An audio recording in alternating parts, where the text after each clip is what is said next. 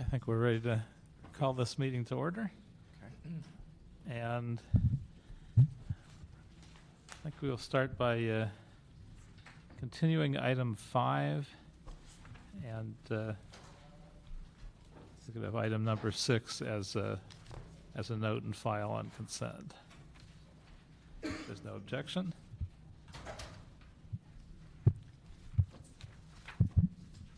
And then assuming, and if I'm pronouncing the name right, if Javier Lujan is here, we will start with item number 1. Item number 1, communication from the mayor relative to the reappointment of Mr. Javier Lujan to the Quality and Productivity Commission for the term ending September 6, 2014. Hello.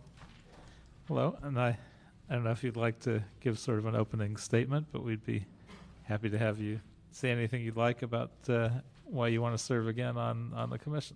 Well, good afternoon. I'm Javier Lujan. I've been with the Quality and Productivity Commission for about a year, roughly, and I'm here for my reappointment to be considered.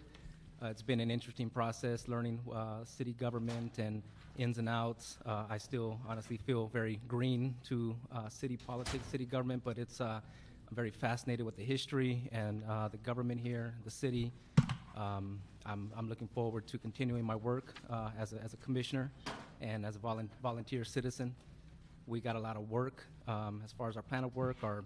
It seems like we're in a constant flux because of lacking staff, and we're trying to find innovative ways to make our commission work. So that's pretty much it in a nutshell. How do you view the commission's role? What do you view that as? Well, pretty much right now, our main thing has been, historically there's been an award ceremony for city employees to recognize quality and productivity. We've also been working with audits and looking into various audits and finding ways that we can collaborate with the Office of Wendy Gruhl. And we're definitely working on our website. We personally don't have access to the website, but we have all the information that needs to go into the website to be updated. And we believe that the website will be a good means of being able to communicate with city employees to get suggestions and whatnot. But for lack of resources, our staff person was cut, and we just, the person that can update our website tells us that he just doesn't have the time, or the resources aren't available for him to update it. So it's been a bittersweet kind of experience thus far, but it'd be nice to get some more support from City Council to approve part-time staff person, not even part-time, maybe quarter-time, just a couple of hours to help us with some of our essentials. Yeah, I certainly don't disagree with that. As I'm sure you know, I've made the point before that if we're trying to increase productivity and efficiency, cutting the staff to the commission that would recommend that somehow intuitively is kind of a mistake. What skills do you feel you bring that are an asset to the commission and its functioning? Well, I think part of the reason why I was recommended to be a part of the commission is I've been working in the Northeast San Fernando Valley as a teacher for about 6 years. I do numerous projects. In addition to my teaching, I do numerous projects in my leadership class, and I believe that's how I was recognized through the mayor's office, collaborations as far as community beautifications. We collaborate with the mayor's office for community murals in Silmar. We just completed our 3rd annual Youth for Unity Expo, which was hosted at LA Mission College in June. So, I guess it's a good question. I'm still trying to find my niche within city politics here, but I definitely bring a perspective as far as addressing the needs of the youth in our communities, and I think a very unique experience and perspective that many people don't have. Thank you. Mr. Parks, any questions? Let me just say thank you for putting yourself forward. I would just like to know if the mayor's office is represented. She left. Okay. Because one of the things, and Paul, maybe you could help us, we keep asking to get a full package of information on the commissioners, and we barely have the information on the ethics and the letter from the mayor. There's no resume, there's no monthly meeting attendance, and things that we normally get in the package. And so I was wondering about before it comes to council, we can get all the things that are necessary. Yeah, we'll work with the clerk's office and the mayor's office on the appointments and make sure we have a full packet of information to present to the committee. Okay, thank you. There is some delay sometimes on some of these. Thank you. Well, we thank you for your willingness to serve and your good work, and without objection, we'll approve your reappointment. Okay, thank you. Thank you.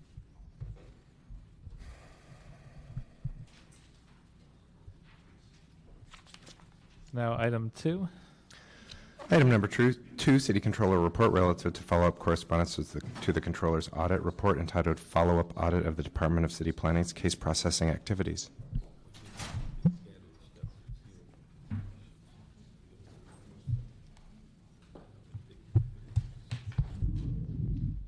And if we can have an update from the Controller's Office and from Planning, that would be great.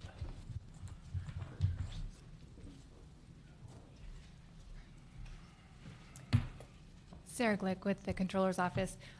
Since we last met, we haven't received any additional information or conducted any additional work relative to the audit. So I think any information on the current status update would best be handled by the department. Fair enough. Thank you. Hello, Councilman. Michael LeGrand, Director of Planning. We'll give you a quick update. I also have Julie Chaptier from the Mayor's Office that can talk a little bit about the development reform process that we're working through. In terms of follow-up to the audit, we're currently going through a restructuring and addressing the audit findings in terms of the way our department's organized and the way we function during case processing. It's been 30 days since my appointment's become effective as Director of Planning, so I spent that last 30 days appointing a team of managers to go through and look at our prior organizational plans, our prior audits, and try and come up with the best practices in order to implement those. We're at the final stages of drafting that plan. Just as recently as today, we met with our city attorney to make sure that our ideas for how we restructure the department are in line with the city charter. We got their verbal blessing that what they saw today appeared to be in line with the city charter in terms of how we process cases. For example, zoning administrators are a charter quasi-judicial decision maker. We have to be very careful what kind of type of work that they do. So as we're restructuring, those are some of the issues we took into mind. So we're currently going through that internal process of restructuring the department for a couple of reasons. One is the impact ERIP has had on our department, as well as just natural retirements, and then the loss of a number of positions due to the city's budget problems. So what we had in terms of vacant positions, going back and trying to do more with less, like every city department's been doing, as well as your own offices. And so that's part of what's going into our restructuring, but also looking at what our core services are in the department. Really the things that we do are updating the community plan, updating the general plan for the city, which is our framework to kind of the constitution for development and land use policy for the city, and also looking where there's opportunities in the future for our advanced planning program, which really centerpieces around Measure R and the 3010 plan. But even regardless of the adoption of the 3010 plan, Measure R has been enacted by the voters and funded, and I've been spending a lot of time with MTA and Martha Wellborn over at MTA to look at different ways we can have them fund land use planning, so that when the transit comes, we're prepared and have sound land use policies around the stations. And so a lot of the shift of our advanced planning process is to really look towards Measure R and where our transit and our connections are being made, as well as the impact high-speed rail is going to have on the Los Angeles landscape. In terms of specific recommendations to the audit, we think we're addressing those with our new reorganization. I'd be happy to come back once we have that document in a final format to show the committee. And we're also going to do a response back to the auditors and explain to them how this is going to change. Pardon me, change the makeup of our prior response to the audit. Okay. I'll let Okay. Julie talk about development reform. Hi, I'm Julie Shapchier from the Mayor's Office. Good afternoon. We recently closed the RFP. We had 7 submissions for implementation of best practices across the development process. These will be evaluated, and we'll be doing interviews over the next couple of weeks. And we expect for the consultant to begin work on these best practice implementation probably in November. In the meantime, we continue to meet with our city departments and our advisory committee on things that we can be doing in the meantime. And we've had great success bringing in more departments into these meetings with our advisory committee. So for example, we've had the Bureau of Engineering come, we've spoken with fire, we're working with police and DOT. So as we slowly expand the breadth of the development reform, what we're trying to do is bring a greater sense of collaboration. And we've really tried to instill in all the departments that because of staffing constraints, development reform is a necessity, it's not a luxury. So we've had good success with that. We've also made small recommendations that can be implemented immediately to planning and building and safety. Those really surround customer service. And I think planning and building and safety have been really responsive. They've been collaborating extensively. And the same goes actually for the CRA. We've really been working hard to make sure these departments are talking to each other and airing out the problems that they have. So I think that's been the greatest development so far. And I know you have significant resource limitations. Are there programs that could be set aside for 6 months or a year to allow us to have more focus on processing cases expeditiously and getting more business up and running so it can help us dig ourselves out of the financial hole we're in? Yeah, that's a really good point, Councilmember Mike LeGrand, for the record. One of the things we're looking at are, again, what are our core services, and we're working with the staff to find out how they spend their day and what they're working on. In some areas, actually, what we found out is there's a lot of city-initiated studies that they're doing that were never funded. Some of those are short-term that we can afford to do. In other cases, what we're utilizing is the leadership of the Plum Committee to actually be a funnel for a lot of the council motions that, to be honest with you, has kind of overwhelmed our policy planning program, and make sure that those motions go through Plum, and that Plum kind of helps us be the gatekeeper, and that we actually do cost recovery pardon me, measures where possible, to try and make sure that we have the resources available instead of stealing them pretty much from our policy planners who are working on community plan updates. So many times there's urgent issues that we can do, we can fit into our existing work program, but things such as when we did last year a comprehensive rewrite of the sign code, we had 5 planners work on that for about 8 months.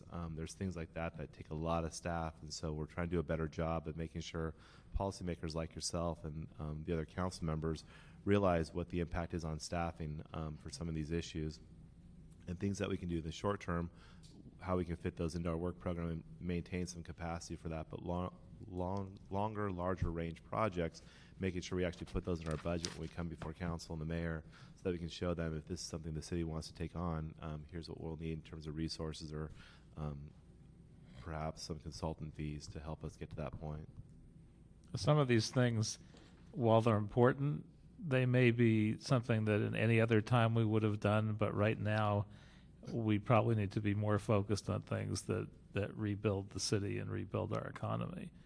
So, you know, the rewriting of the sign ordinance, I mean, it's something that personally is a high priority for me, but I probably would recognize that if someone came back and said, we don't have the money for this, and improving all of our permitting and development processes, you know, I probably would say, okay, if you have to knock it back 6 months or a year, we have to recognize we're in extraordinary times. So I would hope we're looking at taking things from that point of view, and I'm glad to hear that we are taking that kind of a look. Are there things that can be done, and you alluded to it, perhaps in the next 6 months, that might assist businesses in more quick permitting and entitlements while we're working on this broader more overarching review and reform of the whole process. Yes, definitely, and we're actually currently working on many of those. One of the things that we're doing is a staff-level strategic initiative to rewrite portions of our zoning code. We're calling it code simplification and streamlining, not only to make the process more efficient and effective, but to also provide more transparency so that if your neighborhood group and you want to know where can I engage in the public process, you know there's one set of public hearings, what the time frame is for those, but you also know if you feel aggrieved by the decision, what the appeal process is, and that's clearly spelt out. We're also have done some reforms on our conditional use permit process for many restaurants and entertainment venues that come into the city. When they expire, we noticed in Hollywood a lot of them were expiring at the same time.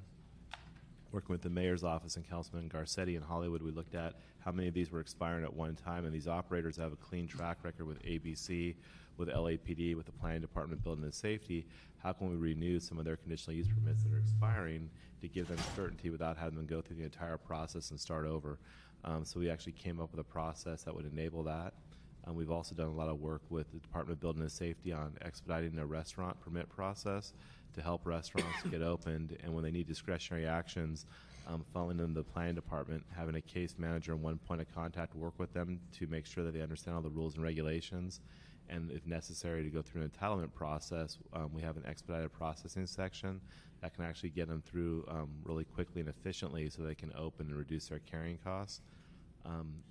In addition to that, we're looking at... And I have to say, look, just to jump in, and I probably mentioned this in context where you've been there before at other meetings, but in my neighborhood, I actually ran across two restaurants next to each other, both of whom intended to open up 3 to 4 units in Los Angeles, and each of them took so long that they decided they're going to go ahead. One of them's open, one of them's still not open. They're going to go ahead and open their one restaurant, and they're going to send the rest of them to another city or another couple cities. So clearly the process is so discouraging that people that are really excited about bringing new restaurants to Los Angeles and making the investment, even they are finding it so onerous that it's somewhat self-defeating. So if we can find a way to speed up that process, I think it's somewhat critical for our economic rebound. Yeah, and we really have, and the one great thing that under Building and Safety's leadership they're able to do is not only look at the city process, but county health, for example. So we have contact people in county health working in collaboration with the city to make sure we can reduce that time and that risk to restaurants. It's a highly regulated area, and so, pardon me, it takes multiple agencies, and we're working in collaboration with everyone from the county as well as the city. So I think you'll hear less and less of those horror stories as we move forward. That would be good. And I'll ask one more question, and then I'll let Mr. Parks get in with a few. How are we doing in terms of movement on the piece of our 12 to 2 program that relates to being more coherent and having more of a what they call cradle to grave approach to planning, which I know in some cases you in theory come to the city, talk to one person, they tell you to do A, B, and C. You'd come back with those done, and you'd get assigned to a different person, and they'd say, oh, but I think you should also do D and E. And it winds up being a much longer and more bureaucratic and confusing process. Do we have the ability to assign someone to a project and have them stick with it from start to end and shepherd it through more than we have in the past? Yes, we have. Currently our expedited processing section handles all the cases they receive from cradle to grave, meaning when the case comes in, they do the environmental clearance. They also write up the hearing notice, and when the public hearing takes place, they'll translate that into a decision letter, and the decision letter will be signed by either Area Planning Commission, City Planning Commission, or the zoning administrator who oversees the case and the conditions they put on the case. We're rolling that out through the rest of the department. That's kind of the backbone of our reorganization, is that all the planners, you'll have one planner for one project. So anytime you have a point of contact, whether it's a community member who wants to hear about what's going on in their neighborhood, they can call one person. The same will happen if you're a developer or a restaurateur who wants to open up a restaurant. You have one point of contact, which currently you'd have about 5 different people touching that same application. So when we report back to you, we'll like to demonstrate exactly how that would work. We're also going to assign those cases geographically so that when the case is assigned, there's a point person, but they are really familiar with that area. So, for example, in your district, you'd have people in the 5th district who'd really be familiar with your neighborhoods and the different issues there. So when they can help advise the applicants, you know, this area is parking's a big issue. We need to make sure you address that. So if you're doing a design plan, let's try and incorporate some additional stalls for the nearby restaurants that they could lease from you, for example. And just so we can kind of point out things that a lot of the investors we see coming from outside of California or outside of LA to kind of give them the lay of the land. And also, you know, for example, what community groups should you be doing outreach to, and try and also have our planners have that sensitivity so that they can work better with the community as well as help steer the applicants through the process. If that can really be done, I can certainly think of some examples where that would have been really helpful. Yeah. I mean, there's one in my neighborhood, a place called Magnolia Bakery, and they came from New York. They would be an instant success. They're a great business, but 3rd Street has no parking. So the fact that they're generating a lot of business and we knew that going in, is almost an instant headache. If someone as part of the process said, "Hey, you're from New York, you don't know how things work here. Don't put it here on 3rd Street where there's no parking and there's nothing to be leased and it's a big headache. You know, find another place nearby. There are other areas that don't have as tight a parking problem." So if our staff actually was able to give that kind of advice, it would save a lot of headaches and make it a lot easier for some of these businesses to succeed, and some of the neighborhoods to have them fit in better. Good point. So it's a great idea, and I hope we can follow through on that. Other questions? Let me just ask, so I'm clear on it. When you mentioned the reorganization, you said that they're going to incorporate all of the remaining audit findings. Is that, how are you going to do that? That's what I was wondering. Yeah, I guess there's a difference. When I spoke to Controller Gruhl about this, I explained to her a little bit. I was in agreement with a lot of the findings of the audit. The recommendations I don't necessarily agree with. So many times the findings the audit found, for example, we take too long to process certain types of applications, we're in complete agreement with. Exactly how we go about doing that, we have a little bit of a different take now that we're a few years removed from the audit. So what I'd like to do is respond back formally to the auditors and say, here's our plan on how we're going to accomplish this, here's how you can measure that, and basically lay out our recommendations of how we're going to address their findings, rather than necessarily pick up on also their recommendations, but follow their findings, but come up with our own recommendations. You're going to end up with some kind of a format with a matrix so that we can... Correct. And we'll show you what finding is addressed by exactly what structural change we've made or other policy changes. Let me ask the Mayor's office, I didn't quite understand, what is our expectation of getting, what we want to get out of the RFP for the reform? Our expectation is that we understand that the underlying process is broken. There are a lot of places where different departments overlap. Part of that is they are required to do that, and part of it is they're not required. It's just that's always how it's been. So what we would like to do is to take the best practices that we've seen across the nation, in New York, in Portland, and see what are the kinds of practices that we can implement within the limitations of our own chartered city to make the process as streamlined and as effective as possible. You know, the kinds of questions that we want to be asking are, some of them are pretty granular. You know, for example, in New York, they allow architects to certify their TIs. It makes it a lot easier for an inspector if an architect has already certified them. I don't know if that works for Los Angeles, but it's those are the kinds of questions that we want to ask. Where are the places where we're doing something that we don't need to do? Where are the places where actually we need to have stronger inspection? It'll make it easier for enforcement later on. Those kinds of broad, comprehensive questions. Does it make sense to, you know, take some of the people that are planners for the Department of Transportation and bring them to planning so that there's more coordination between the departments? So we would like the process to be as streamlined as possible, which we will then follow up with a technology upgrade where there will be one website instead of the 13 or 14 different city department websites for applicants to go to, for your council deputies to come to, for neighborhood groups to come to. There'll be one place where all the information you need for an application is. But in order, you know, I think our thinking was, rather than throw a lot of money and technology at the problem, let's make sure that the process is as good as it can be first. One thing I just want to ensure is as you go around the world, I don't know if anybody has more of a community process than the city. And so streamlining sometimes gets in the way of community process. And so we want to make sure that, because if we go streamlining totally, then we overwhelm the process as it gets to council where people are saying, I didn't get my input. I think I want to be very clear in saying that we're not interested in pushing development at all costs, not at all. What we want, our real objective, it's not just time saving, it's transparency.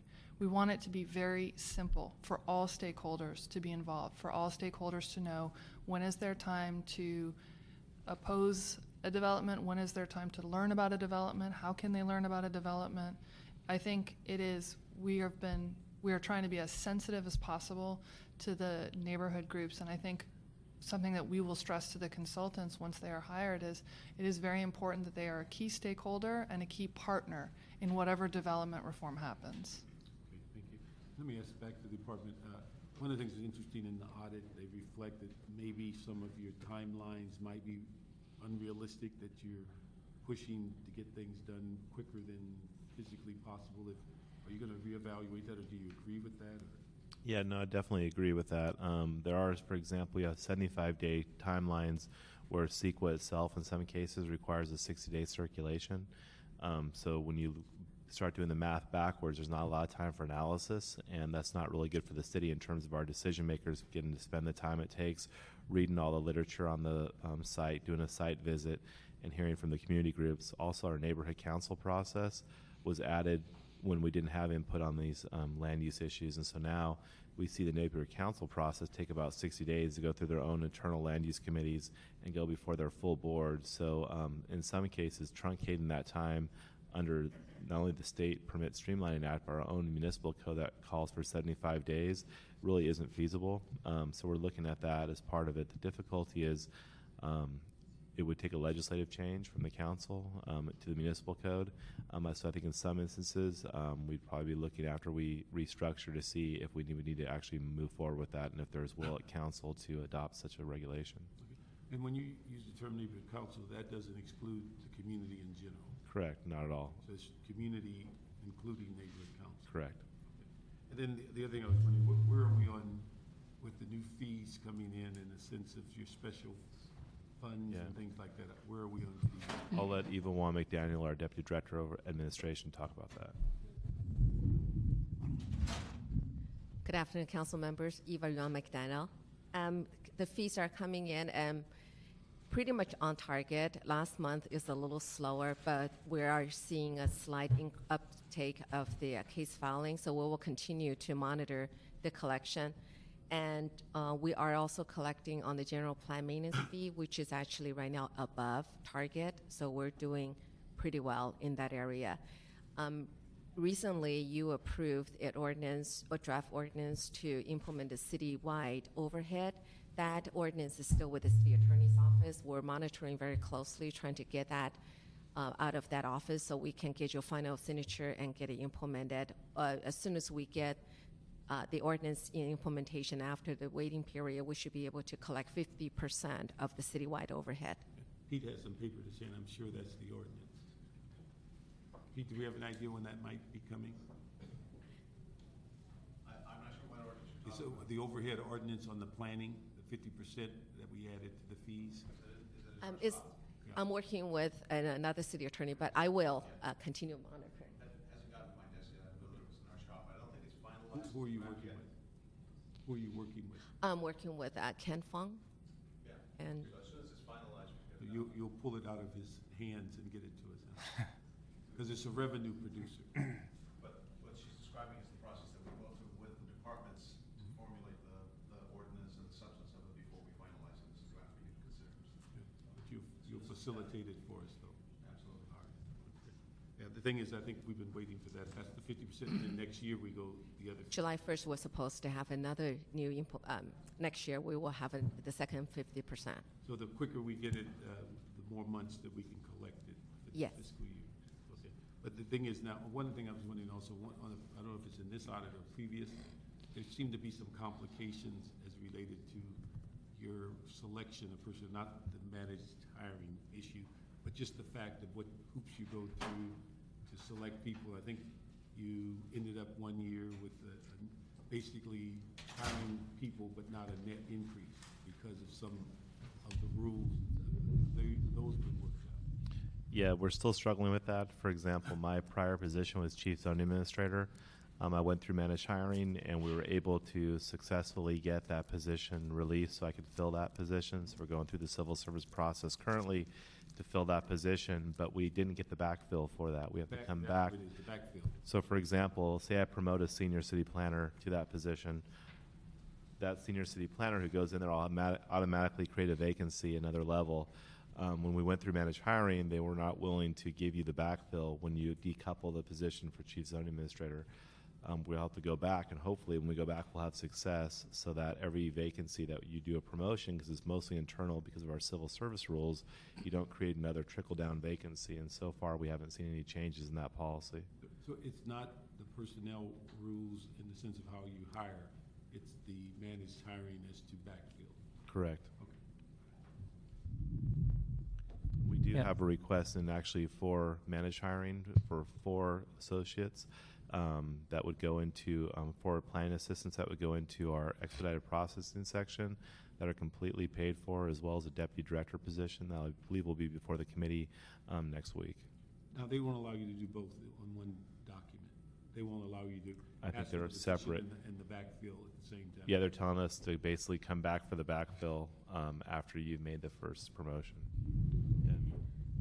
Councilmember, we do request backfill authority in our request to fill the, like say, for example, the chief ZA vacancy, but we were specifically told that the backfill request was denied. Okay, They so do allow us to request You're that. requesting it as a joint effort, but they're Yes. denying and making it 2-part process. Yes, so now we have to go back after we have the trickle-down vacancy and start the process again. Is that on all positions where you have a potential backfill? Today, we have not received one backfill authority with a vacancy request. And it's rare that you select people outside of your department? Pretty much. Correct. The rules we operate allow us to hire at the very bottom and the very top, so either planning assistant or all the way up to principal or deputy director. So when we bring in new capacity, it comes to our planning assistant, which is the strategy is why in our expedite section, we're coming in asking for 4 planning assistants, because the caseload we have in that section is overwhelming, and we'll be able to actually bring in new capacity without having to worry about the backfill issue. So when we start getting at the little bit higher levels, even the second level, that we have that backfill issue pop up. Yeah, one comment on what we were mentioning earlier. About 20 years ago, when I was with the city of West Hollywood, I initiated something similar, a review of all of our processes and what cities that had better practices were doing. Because even though we created a new city, we created it with a very bureaucratic, somewhat anti-business process. And we were able to do that and cut a lot of the unnecessary bureaucratic steps, but without reducing any of the community input. So I know it can be done, and I'm glad to hear that you have an eye towards that, keeping the input. Mm-hmm. But there are plenty of things we do in a way that could be improved dramatically without cutting the public out of the process. Right. Now, have we done anything to look at how we'll be ready to hire more staff when city finances do actually improve, and we want to staff up to the levels that we should be at?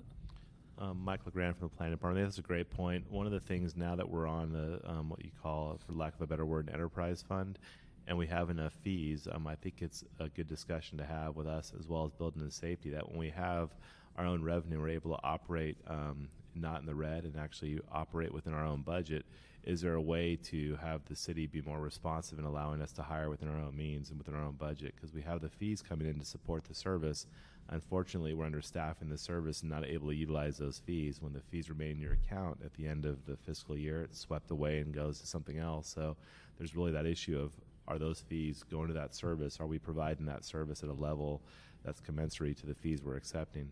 So I think that's a discussion to have, because of the process. If we could get to a point where the departments that have fees that support their service are able to hire within that and have a cushion, due to the ebb and tide of the development process. But there's certain areas that we have not seen a drop even in this economy more than 10 or 15%. Be able to hire and staff those areas appropriately, I think, would position us better for when the economy does uptick. We won't be 2 years behind. And I don't know if that's even a legal question of whether we're able to take in those fees and not apply them to the costs of the department, but to actually take in essence then more than we need for what we're providing and having to go off somewhere else, whether that's legally amiss and whether we need to be sure we're not doing that. Correct. And as part of our budget proposal I'll be coming forward to the council, we're going to highlight some of those issues where we feel, we can be a lot more nimble using, in some cases where we don't have city staff that can do that work, using a lot more consultant contracts to do that. And in cases where we have city staff that can do that type of work, being creative and strategically asking for those positions, but making sure that we're still very lean and being very effective in how we utilize the positions. But we're in the planning department at the point now where we're below our core service level. So just to provide our daily core services to keep the city running and keep businesses moving and opening, and to drive an economic engine, we need to be at a certain level. And we feel like we're a little bit low of that level, and it's going to be difficult to operate. But you're also, last time we had a conversation, you're looking at your as needed. I mean, you're keeping that group of employees available. Correct. We currently have a few of the as needed with the 90-day contracts. Those are a little difficult because you can only enter into, I believe, 2 during a fiscal year. So they're difficult because of you what? can only enter into 2 contracts per fiscal year for 90 days, 1 contract per 90 days, and then you also 1 90-day contract per fiscal year. So that becomes difficult. But that's one for that individual or one? One for that individual. Okay, so that individual gets 90 days, but you, what I understood, you had a number of people that may be available for the as needed. Yeah, the number has dropped more than we had thought. The areas where we need them are at the higher levels, like zoning administrator, and many of them are just enjoying their retirement and not looking to come back on a contract. We do have one associate zoning administrator on contract with us on a 90-day contract, but we're going to also extend that contract in the future. So we are trying to utilize that.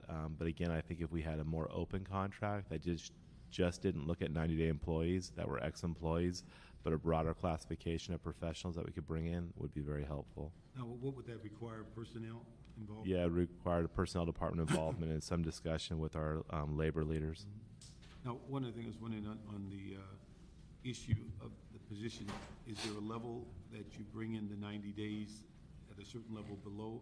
Are you bringing people in at a management level for 90 days? Yeah, usually the positions we brought in have been a decision-maker level for zoning administrator under 90 days. I don't believe we've brought any entry level. Have we? Because I thought that the reason for it was to bring in people that are actually doing the planning work and developing the work product, not necessarily the supervisor. We have no supervisors on 90-day contract. We currently have 3 90-day contracts. One is with associate zoning administrator who does nothing but cases. And because it's 90 days, so it's only 25% of the capacity. We have a commission assistant. Right now, the planning department has 9 commissions. We only have 2.5 commission assistants. So we brought back one very, very senior assistant on an entry level, on a CEA1 level. And we have 9 planning commissions. Okay. Yes, and we only have 2 full-time commission executive assistants and 1 half-time. So we have to use a 90-day contract and brought back 1 retiree at 25% capacity. And we also have 1 more 90-day contract to have a senior accountant to do our billings and collections on a part-time basis. But we do not have managers on 90-day contracts. Thank you. And we have one speaker from the public, Maya Zutler from VICA.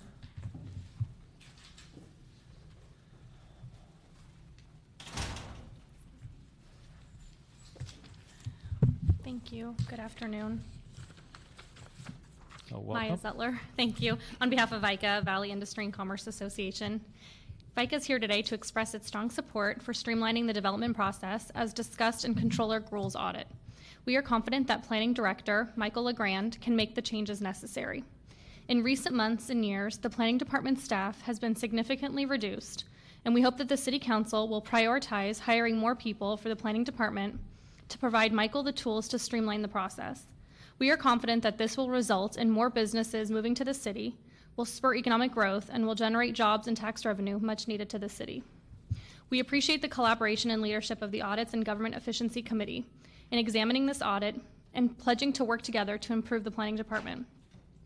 We look forward to continuing to partner together to find ways to make the Planning Department more efficient and capable of streamlining this case processing division. Thank you. Thank you. Actually, I have one more question for planning. How are we doing on plans for making pending cases available online and reducing paper requirements generally? Eva Yuan McDaniel with the Planning Department. We are actually working on that right now. Submittal over the internet currently is not a feasible solution because of the infrastructure concerns. But the Planning Department, with the implementation of the new organization and the new processes, will be accepting initial plan submittals and maps on a CD, and then we will be loading that onto the city system, make accessible to other city departments and the public as well. And the final plans that have been approved by the Planning Department for permitting will be, it's actually are already available in the Planning Document Information System. That is our imaging system, accessible through the internet. Very good. Thank you. And I have a couple recommended actions. One, I'd ask if you could put your responses to these questions to the City Council in a letter so it can be considered when this item goes to Council. And if you would add to that the following questions. What the status and completion date is for the reorganization, what the timeline to implement a full service public counter will be, and whether the department has realized its goal by then of issuing 95% of their letters of decision within 14 days. So I'd ask that all that be our actions here today. And that's in addition to the council's questions the members of the committee asked verbally, correct? Yes. Great. Yes, that plus those questions. If you could summarize all that, that would be great. And if we have no other suggestions or comments, that'll be the recommendation. Item number 3. Item number 3, City Controller Report relative to a performance audit of citywide use of contracts for for services.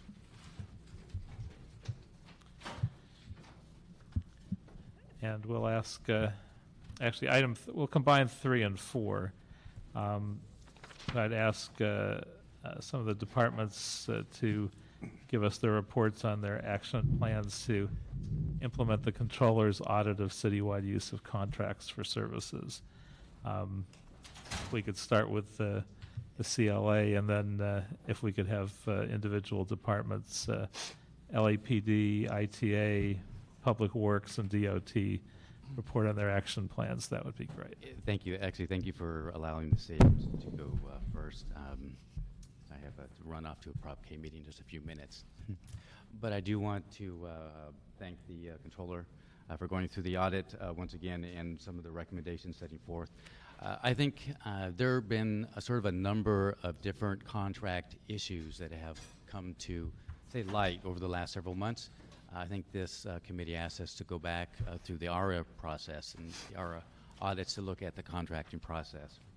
And so I think from our perspective, we've had some conversations over the last couple of months, and we'd sort of like to look at the whole, what I'll call the Charter Section 1022 process about feasibility and cost of contracting. If we could sort of actually fold that into sort of the larger discussion on contracting. And when I say that, we're going to be outlining the steps that are needed to go out with a contract from A to Z, all the requirements at the federal level, at the state level, and certainly the city's level. We're going to be putting together a flow chart on some of that information. And so we can, through that, present sort of the larger picture of where we are with our contracting process. And certainly that process begins with what I mentioned earlier, the 1022, whether it's more feasible or cost-effective to contract out. That is just one of the steps and pieces of the overall contracting process. So I offer that as a suggestion. And I know that was one of my concerns when we last heard this item, that in the 1022 process, it wasn't clear whether or not we had gotten away from the cost effectiveness piece of that. And so whether there might be cases where it was both feasible to do a project in-house and feasible to do it with outside contractors, and it wasn't clear whether the cost effectiveness was then taken into account, and we may have gone with outside contractors when it could have been done in-house and have been done at least as cost effectively. So I'm hoping that we're able to nail that down more as we move forward through this process. That will be part of the process. There have been questions raised, and perhaps there have been circumstances that have been questionable. The charter does outline sort of the part of the steps or sort of the process, and so we will revisit that and bring forward that particular charter section, lay out all the parameters, and really what that means as part of the larger picture as we deal with the contracting issue.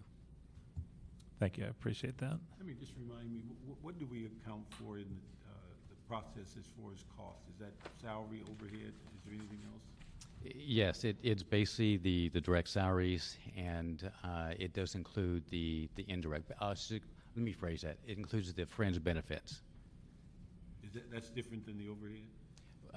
When people refer to the overheads, sometimes it is just fringe versus the whole cap. Oh, I see. The fringe is, when you're talking on the overhead, you're using that to include the cap? When I say fringe, that's really this your health, dental, things of that sort. Pension? Pension, et cetera, yes. Well, thank you. And I don't know if the Controller's Office has anything to add before we begin the process. If not, why don't we hear from the LAPD rep first on how we're doing. Good afternoon, Maggie Goodrich. I'm the Commanding Officer of Information Technology Bureau for the LAPD. I'll lump my responses into a couple categories. Recommendations 3 through 6, which applied to us, deal specifically with the department contract coordinator and their responsibilities, one of which is the 1022 process. I'll defer to the direction we received from the CAO and guidance on that process and what we should be doing to follow those guidelines. The others were really around ensuring that prior to execution of contracts or release of RFPs, that we are doing a proper review of scope of work and deliverables and that type of thing. And we do a review of every contract or RFP that comes through the department, and we work very closely with the city attorney to ensure we're following all of the proper guidelines. So we do have that process in place. The remaining recommendations were really around the contract with Sierra Systems for the Teams 2 applications. There are a couple things I want to point out in that regard as far as our response to those recommendations. First is that the audit talks about $7.4 million in amendments, but doesn't really distinguish between what was maintenance work and what was really the cost to build the system, to modify, enhance the system in order to achieve consent decree compliance, which was really the goal of the system. And there really wasn't a breakdown provided, but in the controller's response to the LAPD response to the recommendations, the controller did indicate that really what they were addressing under this audit was purely maintenance activities. Of the Sierra contract, actually a small portion of those activities have been truly maintenance activities. The majority of what Sierra did was to actually build the system and to modify it in a way that allowed us to achieve consent decree compliance and be released from the consent decree over a year ago. So that's the first clarifier that I want to put out there.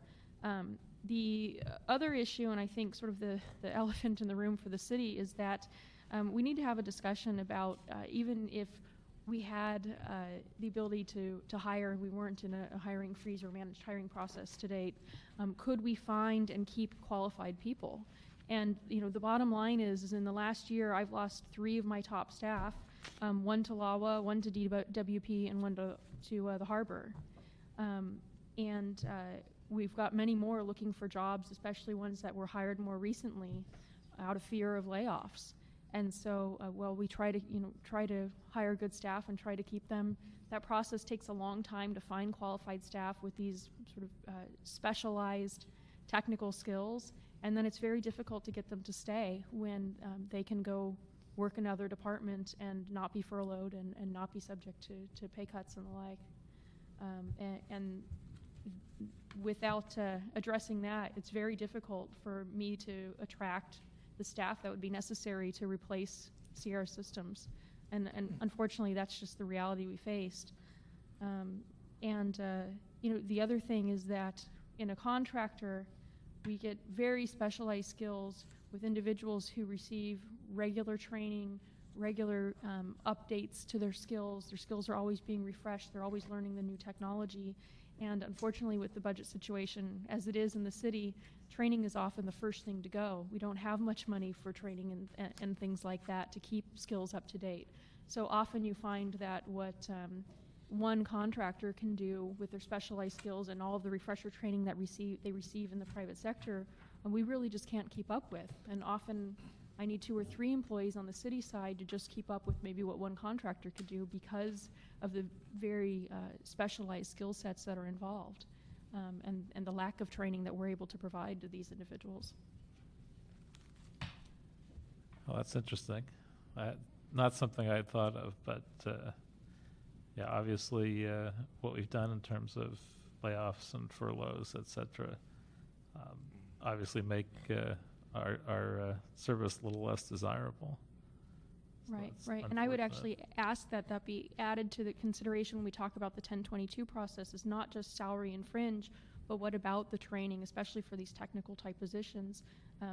There is even if I could hire people with qualified skills right now, or proper background to start learning the job that Sierra Systems does for me today, it'd probably take a good 18 months to 2 years just in training, hands-on experience, and all of that to get them up to speed to be able to step in and take over that job.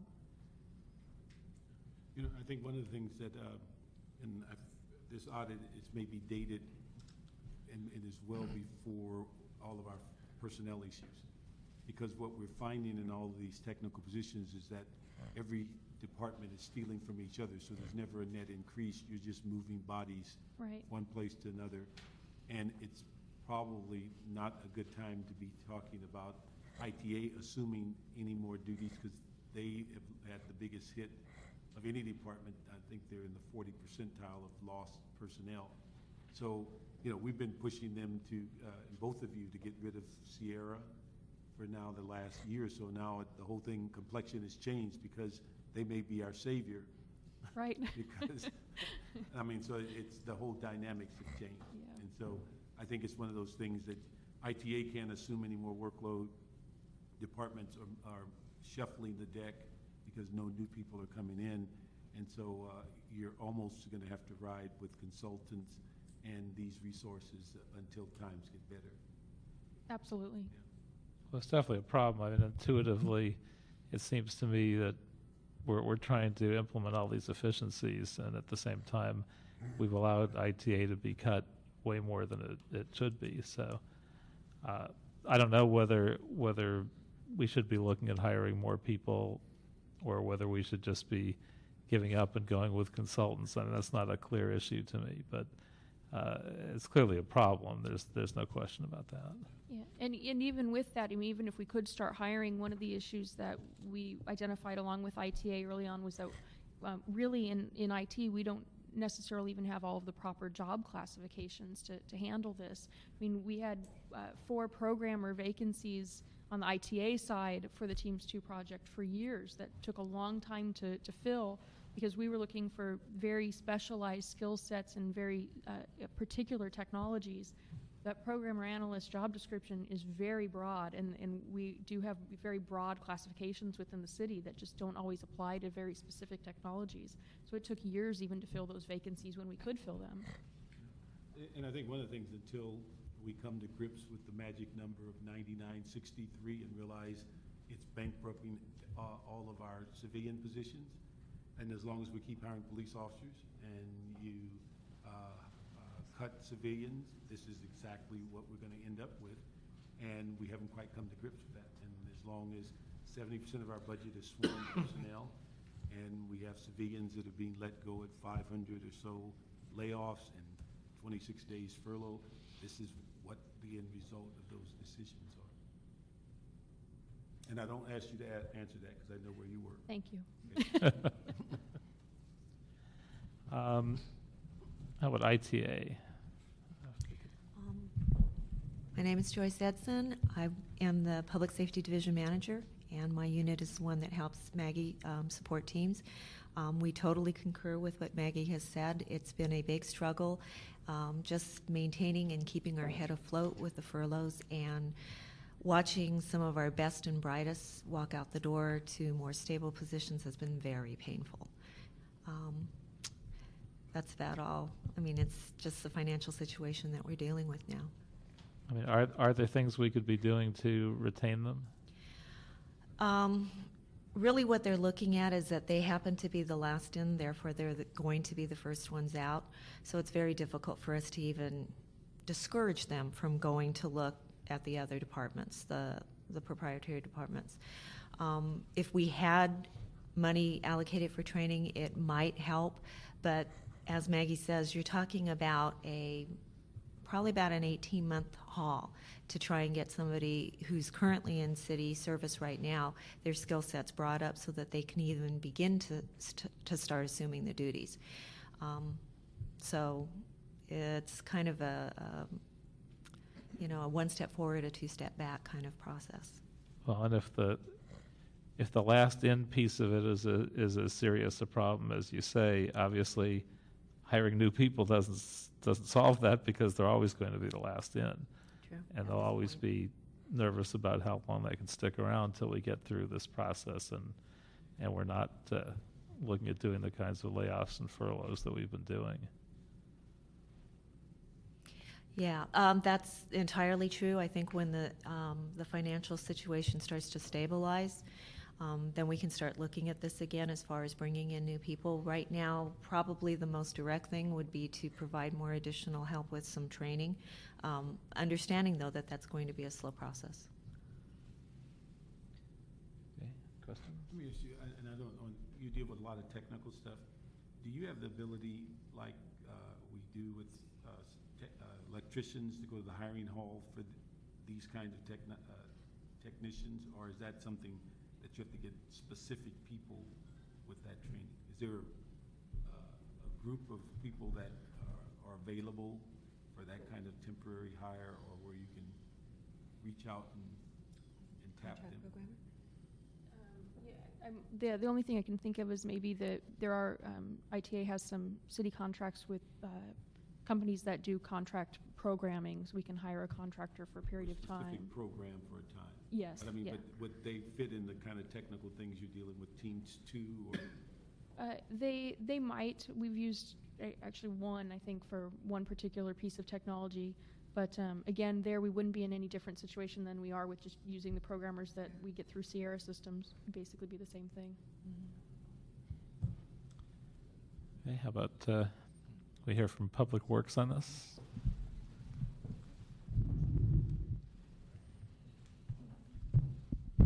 Good afternoon, Paul Roch, Board of Public Works, Director of the Office of Community Beautification. 2 of the contracts that we manage were a part of this report, one of our graffiti removal contracts, and also the LA Conservation Corps Clean and Green. So we have looked at the recommendations and are basically okay with most of them in here, and we'll be implementing some of the suggested language in the contracts as we do new contracts with either LACC or the graffiti abatement programs. We're currently in the 1022 process for graffiti removal contracts right now. I believe our one sort of sticking point was possibly the way that we monitor some of the workload indicators for graffiti removal. Seems as if the controller's office wants us to do more of a looking at the contract or the invoices from a square footage type of point of view and try to figure out formulas to pay our contractors on a certain square footage basis. The way we've done it for many, many years is almost like an insurance policy. We just want the areas clean and free of graffiti, and the graffiti removal done in a quality manner. So the way that we primarily monitor these contracts is driving hot spots in every district and the major corridors, just to ensure that our contractors are out there and are doing the work.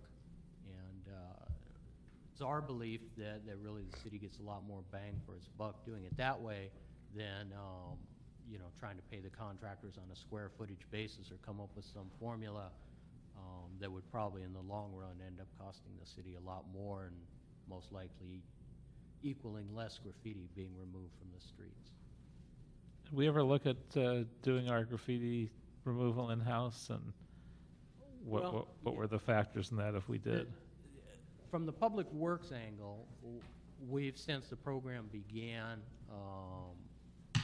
done graffiti abatement with nonprofit, community-based organizations. We've seen it not only as a way of doing graffiti removal, but also as a jobs type of program for people that live within the city boundaries of Los Angeles primarily, in a way of supporting many of the agencies that are parts of the community and the fabric of LA.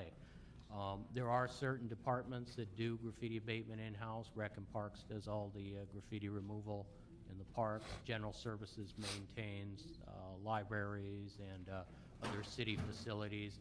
Primarily what we do is what you see as you're driving down a street, all the light poles, curbs, traffic control boxes, and then we also do it on private property as well if someone's garage gets tagged up or the side of their business. How careful was any analysis of bringing this in-house? Well, we, again, when we go through the 1022 process, we do outreach to the various city departments, none of which seem to have adequate staffing levels to do that. And so we've primarily always done it based just that the city doesn't have enough personnel to take on the amount of graffiti removal that's out there. It's certainly my belief, although we've never actually done the cost-benefit analysis, that by working with the nonprofit agencies, it's less expensive for the city to do it that way. We have looked at other cities that do it in-house and find that the amount of graffiti that we get removed for the amount of money that we pay is actually a lot better than most other cities around the Southern California area. Well, it's certainly possible that it would be more cost-effective, but I can't imagine that we would do the analysis based on the availability of existing staff to pick it up, because one would assume the money that pays for that graffiti removal contract is money that you would use to hire more staff to do it in-house. So it seems like the thought process almost eliminates the possibility of doing it before it starts. Right, and that was one of the things in here was cost-benefit analysis. So I think as part of the 1022 process this time, we'll be looking at that as well, just to actually come up with a specific cost comparison between the city doing it in-house or contracting out with the nonprofit agencies. Thank you. Mr. Parks, do you have any questions? Let me just clarify. On the graffiti, is that general fund, or is that?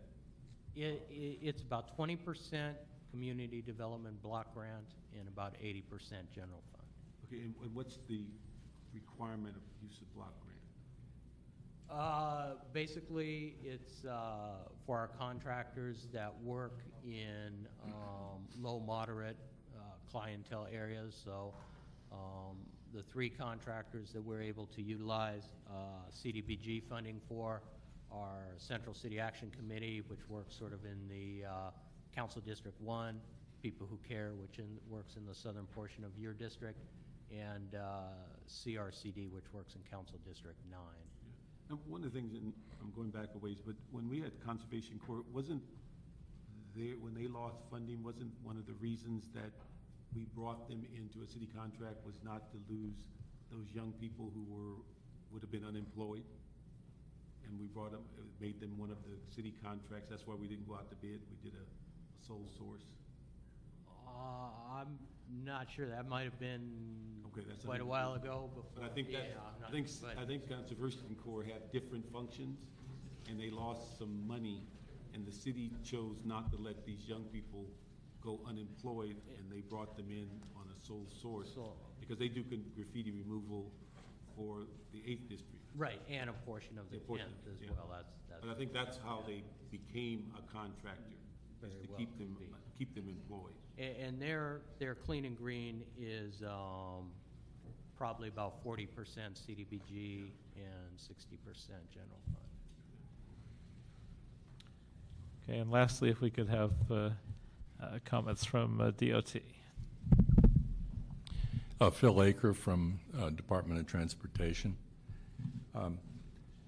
The Department of Transportation has been running the charter bus program since about 1970, and it really consists of 2 parts. We buy in bulk, actually go out with an RFP and get a number of contractors that are willing to provide trips to community groups for recreation or employment or education purposes. And we have a scheduling program, centralized scheduling program that schedules the trips. And we also, the other part of the program is we used Prop A local return money to pay for those trips. And we were spending about $3 million a year for these kinds of trips. We took a look at our whole budget, about $100 million, about $60 million of that Prop A. We realized that we had about a $23 million deficit. We looked at the possibility of cutting Dash, cutting Commuter Express, cutting the City Ride program, and we really agreed with the controller that this was probably a program, these discretionary trips would probably be a good thing to go. So our proposal in our line-by-line analysis was to eliminate the Prop A funding for charter bus program, but to maintain the scheduling function if departments, council offices, neighborhood councils, whatever, could come up with the money to pay for those trips. And our recommendation was to eliminate the program totally. Council decided to put back in $750,000, split 16 ways, each council office taking a portion and the mayor's office taking 1 share. And we're currently operating the program with that $750,000, and we have a small staff that actually does the scheduling. But now Recon Parks has found some funding independently, and they're operating about the same number of trips, about $750,000 worth of trips. So we are much smaller than we used to be, but we're maintaining the function with a very limited staff and an automated reservation system so that as funding becomes available, we can continue to offer these very valuable trips to the groups that are able to take advantage of them. And the other recommendation that the controller made was that we have some form of user satisfaction program, something other than just a complaint basis. And what we're doing is we're working with our marketing consultant to tie our existing automated reservation system into a customer satisfaction response so that we go back to the person who schedules the trip after the trip has taken place and find out how they graded the trip. So it's very similar to what Fleet Services does now. After you have a car repaired, they come back with how do you rate their service. Now, what would we actually do with the satisfaction information? Well, we'd use it to, since we use I think we have about 15 contractors, we would use it to really look at the performance of the individual service providers. I mean, I'm filling in for Jim Lefton, so I don't know the intricacies of the program, but my understanding is we wanted to get a better handle on contractor performance. Is that a Makes sense. recommendation? Yes. Maybe they could tell us what they intend.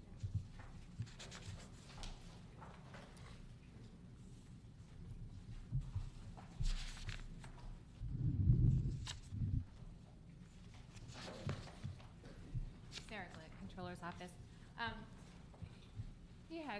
He was the right idea. It's really as a tool to evaluate your contractors, particularly then when you're looking at RFPs coming in, and if you see, you could use that as an evaluation component. If you see, well, one of your charter bus operators has a lot of complaints, and then maybe others are doing better. It's just a tool to be able to evaluate how they're doing. Because we get immediate feedback, like right after the trip is over. And so it's basically the major complaint, if you're unable to get the luxury bus for the seniors. Other than that, people are pleased that you're able to help them, and even we've not gotten one complaint, even though we put people on a 50-50 program as a cut back, they more than willingly accept it. But again, that's the only complaint. Seniors and school buses don't work. You got to find them the better buses. Right. But again, if there's a problem, if somebody was late or things, that's immediate. They're not shocked. Mm-hmm. But then they'll be willing. No, I'm not saying not do it. Oh, okay. We get immediate feedback about it. Any other questions for on I would DOT? just ask one thing for the clerk, that issue, and with the information about the $3 million for LADOT, the buses, there's been so much work done on that. It's been updated a couple of times. If we could just add CF number 10-0082 to this file, it would update where we are, because we used to have a $4.5 million bus program. Now it's down to $750,000. So in addition to whatever cuts we made on bus lines for Prop A. So, but I think that was remarkable as it relates to the buses this year. We made $23 million worth of cuts. That's right. And we Pretty painful. yeah. We got rid of that line from Palisades that was staggering for 20 years. But we provided them with an alternative. That's right. And we maintained the core service. And I think the program is stronger because we went through a really comprehensive analysis of every dime we're spending and came up with what things could go. Your analysis on that bus line was accurate 10 years ago. Thank you. Now, we have one speaker from the public also, Julie Butcher from SAU 721, who I actually wanted to ask up anyway to get your feedback on all of this. Thank you. And our thoughts are sort of preliminary. The fact is that there are existing rules and policies in the city that if they were followed in any kind of comprehensive way, would really help. The fact is that particularly in these tough times, every dime needs to be scrutinized for the most cost-effective way of providing service. The reason that the city entered into a contractual agreement with its workers that says that the unions will be notified at the beginning of the contracting process is because the scrutiny that workers provide really does ensure that the city gets the biggest bang for its withering buck.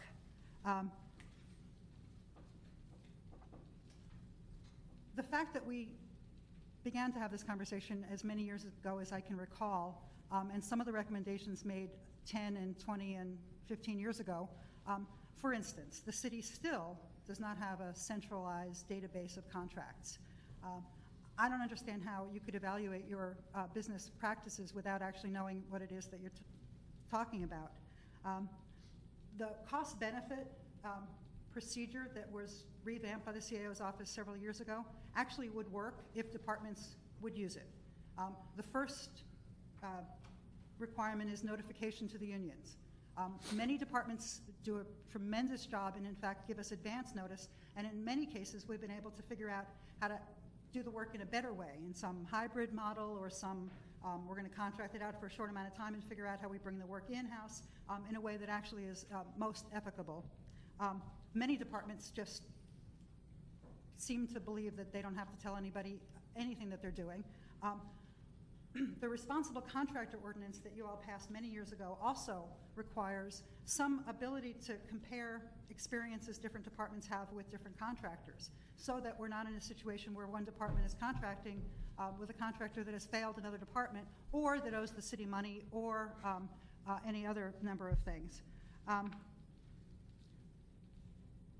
Accountability needs to go top to bottom. The evaluative process needs to be based on really comparing apples and apples. And so that includes the costs, all of the costs of preparing RFP documents. So often what we've seen is that the city got exactly what it is that it asked for. It simply asked for the wrong thing. General Services has done a good job of late in attempting to help departments to figure out how to fashion the best set of specifications. Because again, often the contractor provides exactly what they were required to do. We just asked them to provide the wrong service or the wrong equipment. And then there needs to be a long-term look at the cap rate and the way that overhead is calculated. And feel free to continue. We would love to continue to be involved in making sure that we have collectively the evaluative tools that optimize the service that we're getting and make sure that you're getting it at the most cost-effective way. So we'd be happy to continue to work with y'all. And we'll look forward to doing that. Sure. All right. Well, if there's no further questions, I don't have any further questions. I would recommend we receive and file the reports from the departments, that we ask the CAO and the CLA to report back on the more global issue of how to ensure that all departments are following the charter-required process to determine if provision of long-term services should be contracted out, as we discussed. And that's item 3. And item 4, I would just receive and file the motion. So without objection, that is what we will recommend. And we are adjourned.